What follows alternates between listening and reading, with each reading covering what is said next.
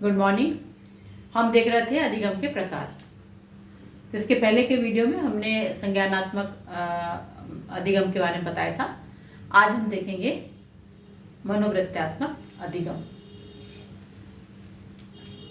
मनोवृत्त्यात्मक अधिगम संज्ञानात्मक अधिगम में जिस प्रकार की बात कही गई उसे प्राप्त करने के पश्चात बच्चों की भावनाओं में एक सकारात्मक परिवर्तन आवश्यक है।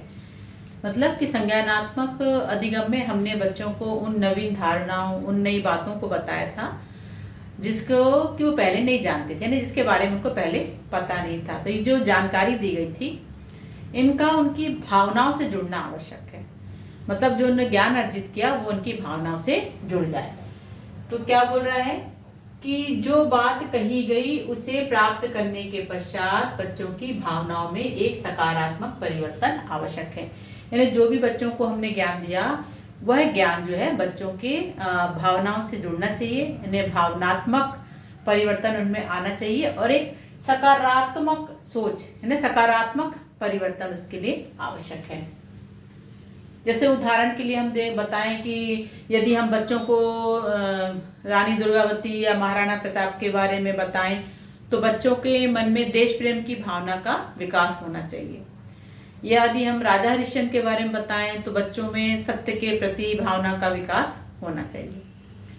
तो अर्जित ज्ञान के आधार पर जो उनका मनोवृत्ति चेंज होती है, मनोवृत्त्यात्मक अधिगम जो होता है, उनकी भावनाओं में सकारात्मक परिवर्तन आता है, उसे ही हम मनोवृत्त्यात्मक अधिगम कहते हैं। बच्चों में जैसी भावना का विकास करना चाहते हैं वैसा ही साहित्य पढ़ाना आवश्यक है। हम बच्चों के अंदर जैसी भावना का विकास करना चाहते हैं कि बच्चों के अंदर इन गुणों का विकास किया जाए या इस प्रकार की भावना उनके अंदर भरी जाए, तो उस भावना से संबंधित साहित्य उनको पढ़ाना चाहिए। अब हम तीसरा देखते हैं कौशलात्मक या क्रियात्मक अधिगम।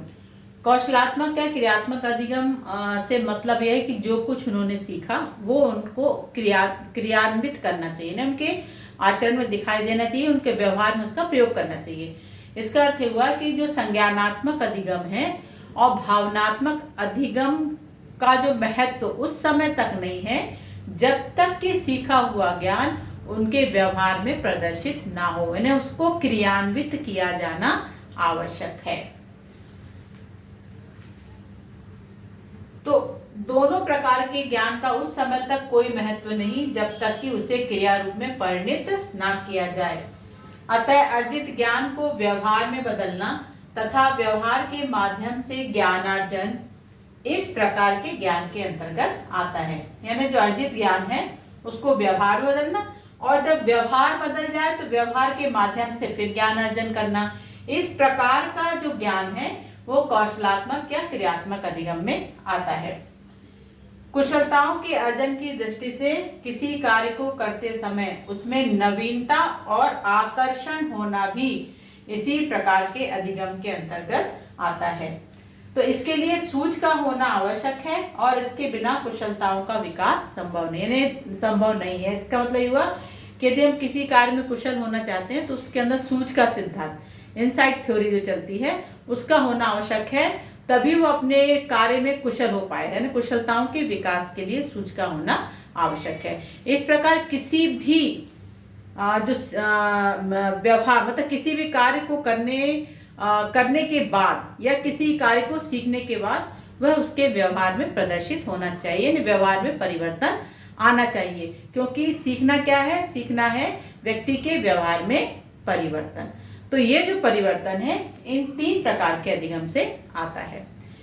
तो आज बस यहीं तक, मिलते हैं अगले वीडियो में अगले विषय वस्तु के साथ। Thank you.